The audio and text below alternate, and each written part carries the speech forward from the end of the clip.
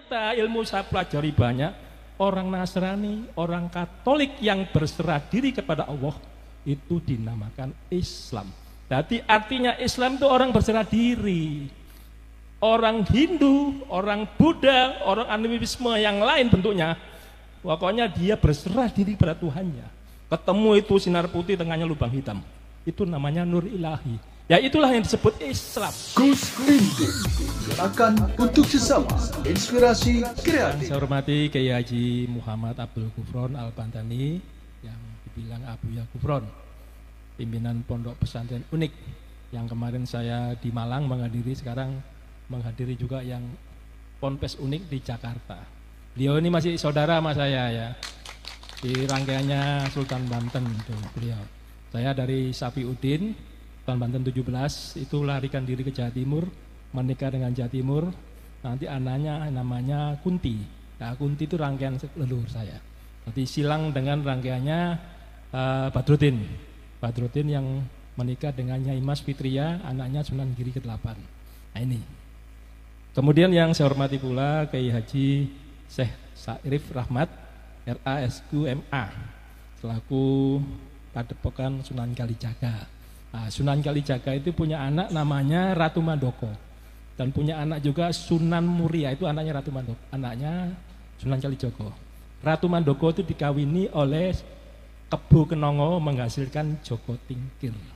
Nah, Joko Tingkir nanti menikah dengan namanya Mas Cempoko, anaknya Trenggono. Nanti melahirkan Pangeran Benowo, melahirkan lagi Diah Banowati, Diah Maronowati, nanti menikah silang dengan Sedo Kepiak atau dibilang Mas Jolang, atau Sultan Agung Hanyokrowati, nanti melahirkan anak Sultan Agung Hanyokro Kusumo. Itu rangkaiannya keraton-keraton Jawa Tengah. Jadi saudara juga. Kita ini blasteran kerajaan sama Wali Songo. Nah itu istilahnya. Ya, tepuk tangan. Kemudian yang ketiga yang saya hormati Bapak Hendy Lesmana selaku staf khusus Kementerian Pertahanan. Ini sangat dekat dengan saya. Terima kasih Gus Hendy. Kemudian saya hormati pula sini Irjen Polisi Rahmat Nur Wahid. Ada di sini? Oh tadi hadir ya, kamu sudah pulang. Termasuk Brigjen TNI Purnawirawan Wijang Pramoyoto. Ini senior saya dari Madiun. Nah, orangnya belum datang.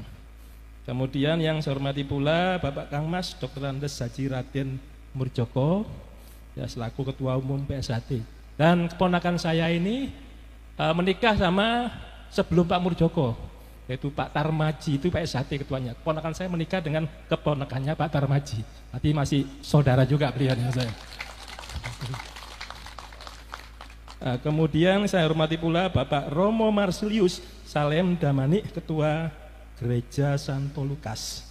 Ya, Bapak Romo, saya bangga sekali ada toleransi beragama. Orang Katolik hadir di sini.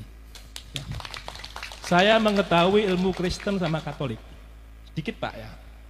Nabi Muhammad itu diketahui nabinya oleh Buhairo sama Warokah. Itu agamanya Nasrani Pak. Beliau itu. Ternyata ilmu saya pelajari banyak, orang Nasrani, orang Katolik yang berserah diri kepada Allah itu dinamakan Islam. Jadi artinya Islam itu orang berserah diri. Orang Hindu, orang Buddha, orang animisme yang lain bentuknya, pokoknya dia berserah diri pada Tuhannya. Ketemu itu sinar putih, tengahnya lubang hitam. Itu namanya nur ilahi. Ya itulah yang disebut Islam. Makanya Indonesia itu Pancasila itu ketuhanan yang Maha Esa. Dulu ditambahi yang berdasarkan syariat Islam, Piagam Jakarta.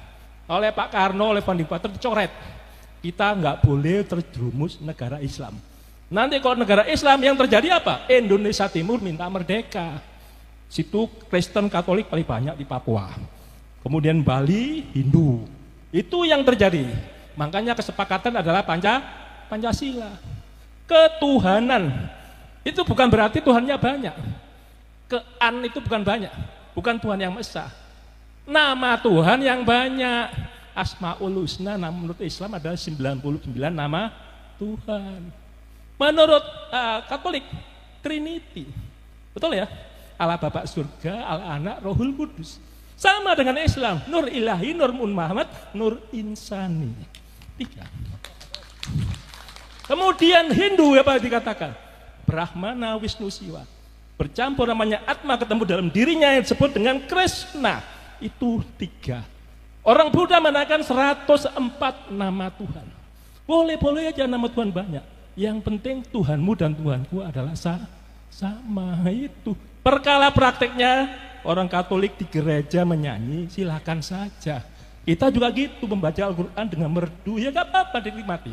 Itu namanya Pancasila, toleransi beragama. Saya akan cerita sedikit. Kenapa sih dulu Indonesia itu belum ada kok perang terus? Ini perangnya kita mulai dari Jawa Barat, karena kita tinggal di Jakarta. Jakarta itu sebelum Jakarta namanya Batavia, dikuasai Belanda. Sebelum Batavia dikuasai Portugis, namanya Jayakarta. Nah, sebelum Jakarta nama-nama lain. Nah, itu dulu namanya eranya Prabu Siliwangi. Ya, kita lihat sekarang eranya Prabu Siliwangi 1350-an. Ya. Kenapa Wali Songo sekarang ribut dengan Pak Alawi? Nah, apakah betul Wali Songo itu nggak punya keturunan? Loh, keturunannya sekarang jumlahnya jutaan di Indonesia. Ribuan bahkan jutaan. Ingat, masa lalu kita tuh yang melawan Belanda itu bukan tentara. Yang lawan ini pondok-pondok pesantren itu. Kenapa? Tentara keraton itu kalau rajanya ditekuk Belanda, langsung tentaranya nurut pada rajanya. Yang lawan, yang disengsarakan oleh Belanda pasti masyarakat paling bawah, yaitu masyarakat bawah dikendalikan oleh pondok pesantren ini. Pondok pesantren begitu Belanda membuat anyar sampai Pararukan, jalan tuh di Dendels itu melintas makam-makam leluhurnya Pangeran Diponegoro yang tiap hari didikirin, didatangi oleh umatnya, leluhurnya termasuk pengikutnya, itu digiles oleh Belanda tanpa izin. Marah nggak? Ya pasti marah. Terjadilah perang Jawa, perang Diponegoro 1825-1830. Nah, itu ceritanya. Nah, sekarang kita kembali lagi masalah Jakarta ini. Nah, Jakarta aja penting. Orang-orang dulu ngomong itu Salakanagara awal mulanya. Salakanagara mulai Dewa Warman meneruskan namanya Tarumanegara 328. Ya, Masehi ya, abad keempat Tarumanegara berdiri. Tarumanegara raja pertamanya Jaya Singawarman. Jaya Warman menurunkan Dharmaraya Warman. Dharmaraya Warman menurunkan Purnawarman. Istrinya orang Kutai. Ya, Kutai berarti bersatu sama Jawa Barat. Nah, ini saya ngomong Jawa Barat. Saya belum cerita Wali Songo ya, baru Purnawarman. Purnawarman nanti menelurkan lagi anak-anaknya. Semuanya Warman semua namanya. Yaitu ada Windu Warman, Indra Warman, Chandra Warman, masuk yang keenam ya Surya Warman.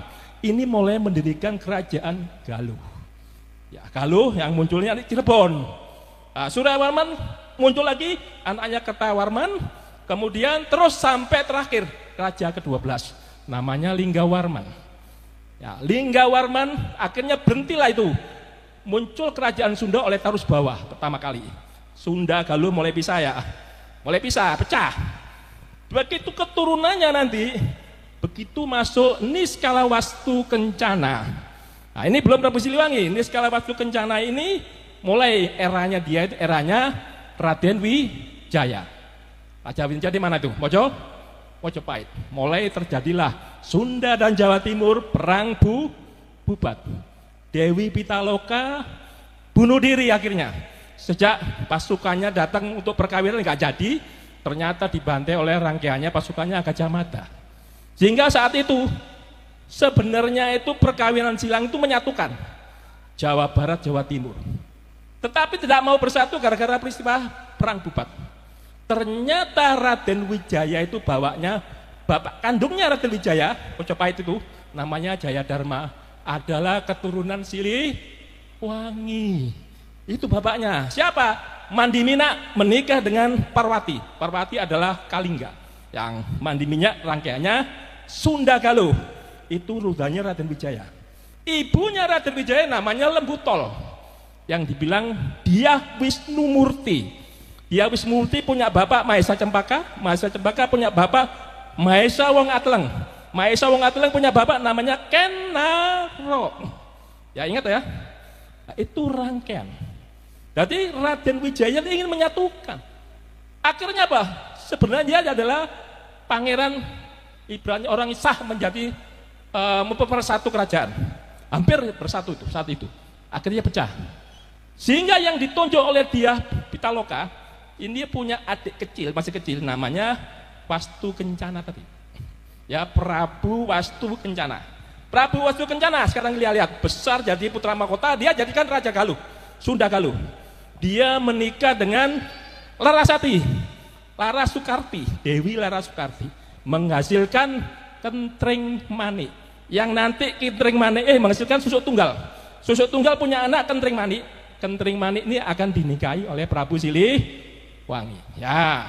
Kemudian Wastu Kencana menikah lagi dengan anaknya patihnya Burosora yang dinamakan Dewa Kisnala. Ini yang punya anak Dewa Kisnala nih punya anak namanya Prabu Siliwangi. Jadi Prabu Siliwangi sama Kentring Manik itu saudara sepupu dinikahkan.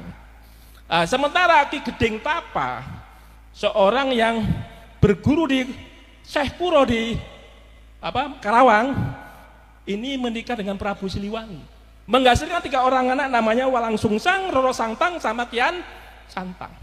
Ini Roro Santang menikah dengan Raja Mesir yang berkelana masuk ke petani, namanya Raja Abdullah. Sehingga bapaknya Raja Abdullah ini Nurul Alam itu mengislamkan petani yang sekarang jadi pemberontak di Thailand Selatan. Itu keturunannya satu rangkaian dengan Sunan Gunung Jati, Syarif Hidayatullah. Dan punya saudara lagi Abdullah namanya di Ternate, yaitu Raja Ba'abula. Nah, itu rangkaiannya. Nah, kita kembali lagi ke Wastu Kencana. Dewa Kisnala punya anak Prabu Siliwangi. Nanti Prabu Siliwangi menikah juga namanya Dewi Ambet Asih. Menghasilkan 3 orang yaitu Mandaka, kemudian Gagak Ampiar, baru Dewi Ratu Merana. Nah, 3 ini yang kelompok Prabu Siliwangi terkenal. Nah, sekarang kita lihat yang Sunan Gunung Jati. Sunan Gunung Jati begitu masuk Islam, menyebarkan Islam, yang marah bapak kandungnya sendiri, kakeknya sendiri, yaitu Prabu Siliwangi. Karena Prabu Siliwangi mempertahankan Hindu. Kenapa kok cucu saya itu menyebarkan Islam? Marahlah Prabu Siliwangi, nggak mau tunduk, mau diserang. So cucunya sendiri diserang. Disuruhlah Pangeran Purboyo dari Garut untuk menyerang si Sunan Gunung Jati. Di tengah perjalanan bukannya menyerang, Pangeran Purboyo dan pengikutnya malah masuk Islam. Sehingga semua Garut itu menjadi Islam, lebarlah wilayah Islam Indonesia gara-gara Sunan Gunung Jati. Jawa Barat separuh masih wilayahnya Sunda, miliknya Prabu Siliwangi. Kemudian Prabu Siliwangi yang dari Kentring Manik tadi punya anak namanya Surawisesa. Anaknya 3, Surawisesa, Surosowan, sama Surawati. Nah, tilang aja anak kedua Surosowan, namanya Kawunganten. Kawunganten ini dikawinkan dengan anaknya Roro Santang yang dibilang Syarif Hidayatullah, dikawinkan sepupu nih sama, menjadi Adipati Banten pertama. Setelah jadi Adipati masuk Islam, sehingga agama Hindu semakin sempit. Bingung mau kalah, apa yang dilakukan Prabu Siliwangi? Bersekongkol dengan Portugis. Portugis menguasai Malaka saat itu. Diserang sama Aceh terus. Aceh lagi, Aceh. Tapi Aceh kalah terus. Ditulis di Kapten Tak Belanda itu mengkritik. Pertahanan Aceh seperti kandang kuda, dibilang gitu. Orang Jawa juga gitu, seperti pertahanannya kandang kuda. Terbuat dari batu mata merah. Berarti kalau sekali dibom pakai kanon, langsung jebol. Mereka rampas senapan saya, kanon saya, sampai saya pergi. Begitu saya datang lagi, masih saja menggunakan perang gajah. Itu dikritik oleh Kapten Tak. Karena Aceh kalah terus di Malaka, apa yang terjadi dilakukan Sunan Gunung Jati? Setelah menyatukan Banten jadi Islam, Sunan Gunung Jati menikahi Putri Lampung. Akhirnya Lampung bersekongkol dengan Banten untuk mengusir Portugis. Portugis kedatangan Belanda, Portugis nyingkir ke Timor Leste. Sehingga Portugis tadi dikasih pelabuhan oleh Prabu Siliwangi namanya Jayakarta, itu Portugis. Begitu Belanda masuk, Cornelis de Houtman 1596, sehingga Jakarta saat itu menjadi Batavia. Nah, saat itulah membuat jalan itu. Sehingga semua di mana-mana Belanda adalah merusak kehidupan kerajaan kita, termasuk Wali Songo. Nah, tapi perlu diingat, ketika orang Cirebon itu Galuh melawan Belanda, melawan Portugis, dia bersatu dengan kerajaan Jawa yaitu Joko Tingkir, sehingga Jawa Cirebon bersatu.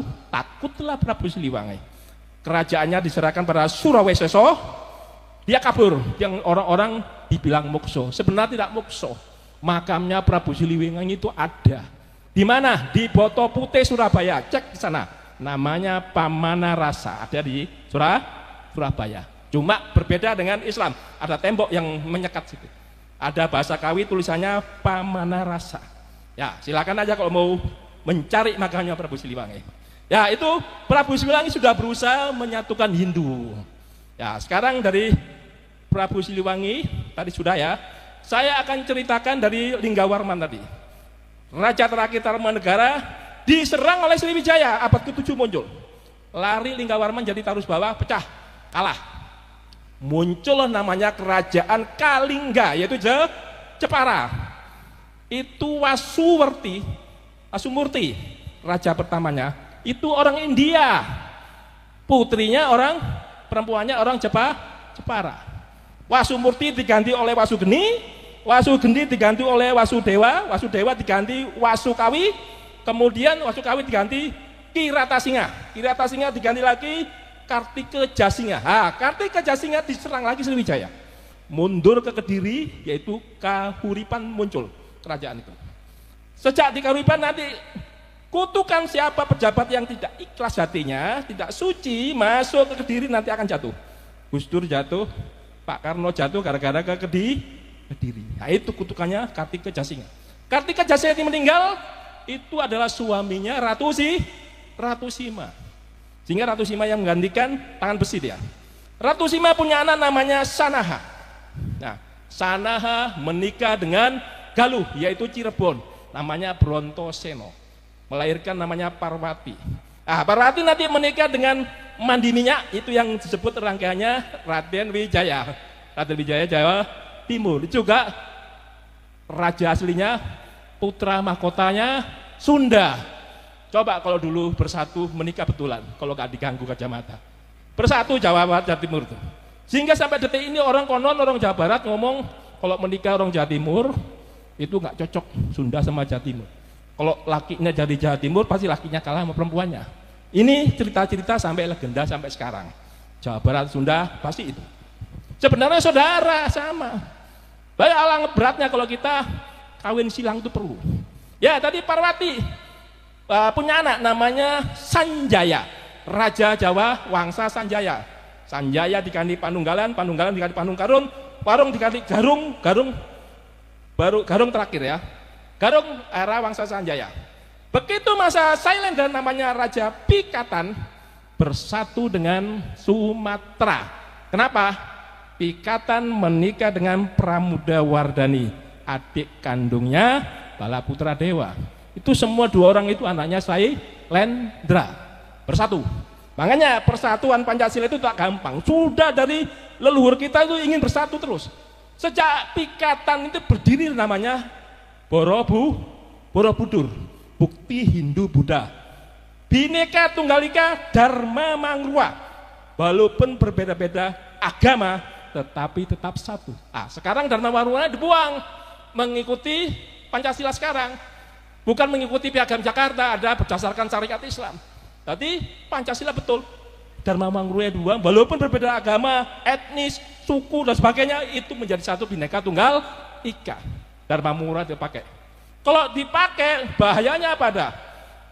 Orang Maluku mengatakan kita ini bangsa Alipuru, bukan bangsa Jawa.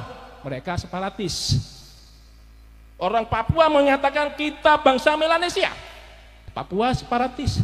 Bangsa Aceh Arab, Eropa, Cina, Hindi, itu Aceh. Kita bukan Jawa, Jawa usir aja. Itu yang terjadi di seluruh perbatasan Indonesia. Makanya Dharma Mangruanya dibuang jadi Bhinneka Tunggal Ika. Nah, itu ceritanya. Kemudian kita lihat lagi Pikatan. Pikatan diganti Kayuwangi, Kayuwangi diganti Wawa, Wawa diganti Belaksa, Belaksa diganti Tulodong. Itu Wangsa Sai Endra. Tulodong dikudeta oleh patihnya yang bernama Empu Sendok. Empu Sendok bukan keturunan Sriwijaya, makanya terjadi peperangan. Menanglah Empu Sendok. Disebut Wangsa Isana karenanya anaknya Empu Sendok namanya Sri Makuta Sri Esana, dinamain Sri Esana. Sri Esana punya anak dua, yaitu Dharma Wangsa sama Mahendrata.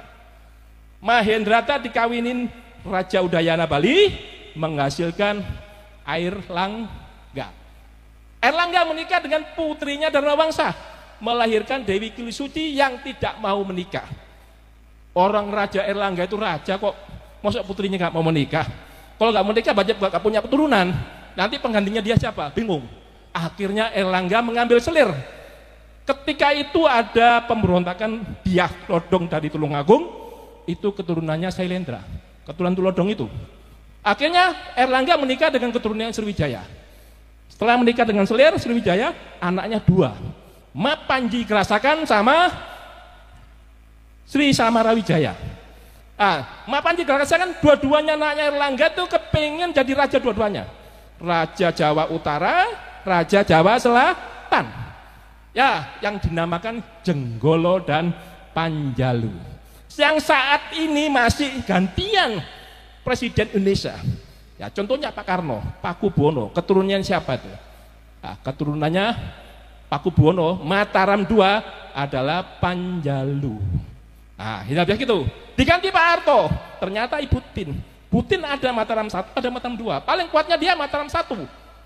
Butin dari Lirboyo Kediri. Jadi dari Jenggolo. Itu bergantian terus Indonesia. Mataram 1, Mataram 2. Mataram 1, Mataram 2. Selalu.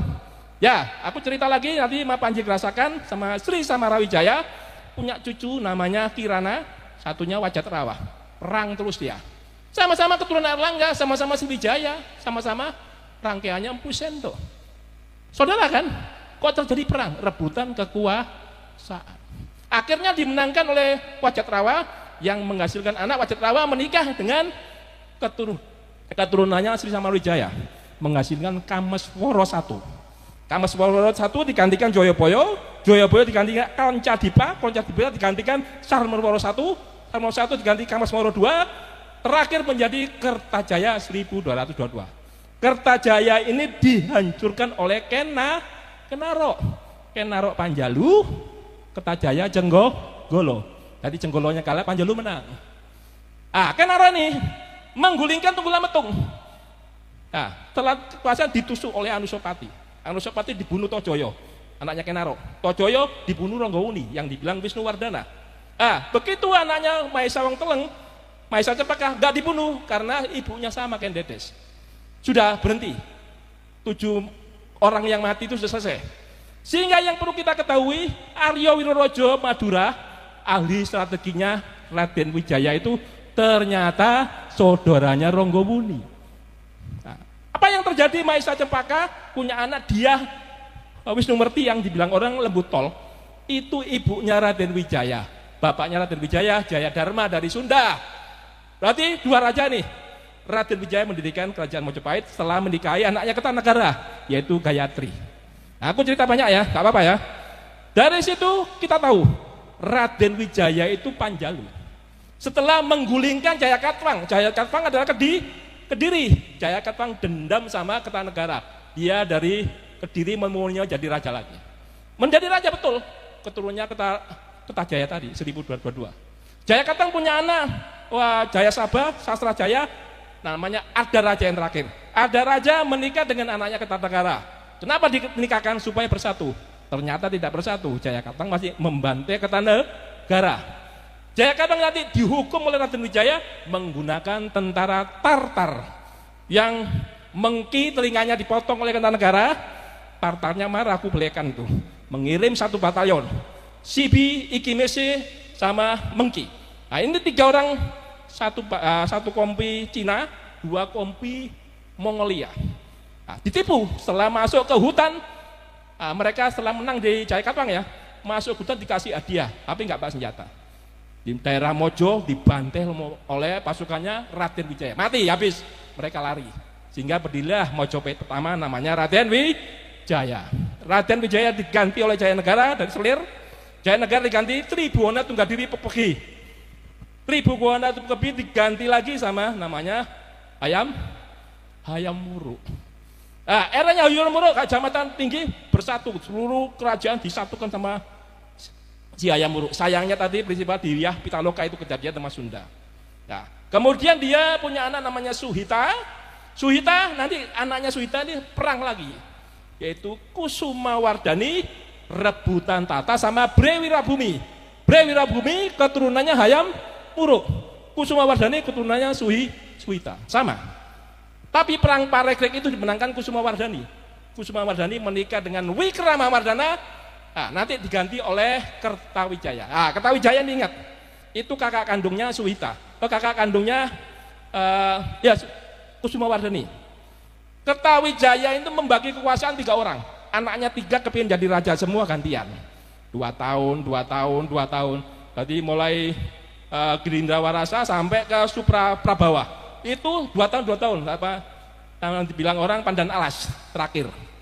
Baru Pandan Alas itu Brawijaya 4 disebut ya, baru masuk Brawijaya 5 yang dibilang Kertabumi. Brawijaya 5 itu punya anak namanya Andayiningrat. Andayiningrat ini punya anak Kebo Kenongo yang menghasilkan Joko Tingkir. Nanti menikah dengan Ratu Mandoko, anaknya Sunan Kalijaga. Beliau ini Padepokan Kalijaga. Sehingga Wali Songo itu semua kerajaan dinikahi oleh para wali kita. Para wali kita itu berasal dari Aceh awal mulanya. Jalaluddin Akbar, anak Jalaluddin ini menikahi orang Aceh, saya tidak tahu namanya. Yang tahu yang jelas Samudra Pasai itu raja pertamanya Malikul Saleh dari kayu, menikahi putri Perlak, mendirikan kerajaan Samudra Pasai. Kemudian anaknya dinikahi Jalaluddin Akbar, menghasilkan Maulana Malik Ibrahim Asmorokondi sama Maulana Isa. Gak orang. Ya, Maulana Isa nanti menikahi dengan Dewi Sekardadu yang ada di Banyuwangi. Dewi Sekardadu itu siapa? Bapaknya Pangeran Sembuyu, bapaknya lagi Brewirabhumi keturunan Hayam Muruk. Berarti kalau siapa yang keturunan Sunan Giri, pasti keturunan Hayam Muruk. Nah, sehingga di Sunan Giri itu kan bapaknya Maulana Isa. Sunan Giri menikahi Dewi Purtosima, anaknya Sunan Nyampel. Nah, itu ceritanya Mas. Jadi nanti dari Sunan Giri itu punya anak 2, Sunan Kulon, Sunan Wetan. Sunan Kulon itu punya anak lagi namanya Pangeran Sobo Inggiri, punya anak lagi Siti Sabinah. Siti Sabinah itu siapa? Yang menikah dengan Ki Ageng Pamanahan, menghasilkan Sutowijoyo. Berarti keturunan Jawa Tengah itu Mangkunegaran, Pakubuwono, Solotigo, Jogja, semuanya adalah keturunan Wali Songo. Yang ada RR itu semuanya ke sana. Nah, ini saya jelasin aja. Ingat, Cirebon ketika bersatu dengan Jawa, Cirebon Sunan Gunung Jati punya anak namanya Panembahan Ratu Pertama, itu menikah dengan anaknya Joko Tingkir. Jadi kali Joko ada, Sunan Gunung Jati ada. Bersatu enggak? Satu, kata siapa? Wali Songo nggak ada punya keturunan. Keturunannya banyak sekali, bahkan jutaan. Nah, saya kira itu aja yang perlu saya sampaikan sedikit, tapi mengena perkawinan silang itu untuk persatuan. Jadi cita-cita founding father kita itu merdeka. Habis merdeka berdaulat. Habis berdaulat bersatu. Habis bersatu adil, terakhir makmur. Nah, ini cita-citanya kita pegang aja 5 ini. Itu terdapat di Pancasila. Dulu Pak Harto kesalahannya apa? Trilogi pembangunan. Kebalik. Berarti bukan pemerataan dulu, pertumbuhan ekonomi, baru stabilitas. Keliru. Harusnya stabilitas dulu, pertumbuhan, pemerataan pembangunan, baru pertumbuhan ekonomi. Itu kebalik, akhirnya jadi rusak. Hingga terjadilah banyak ribut-ribut dijatuhkan. Nah, saya kira itu aja yang perlu sampaikan, nanti kita bisa ngomong selanjutnya. Assalamualaikum warahmatullahi wabarakatuh. Gus Linting gerakan untuk sesama inspirasi kreatif.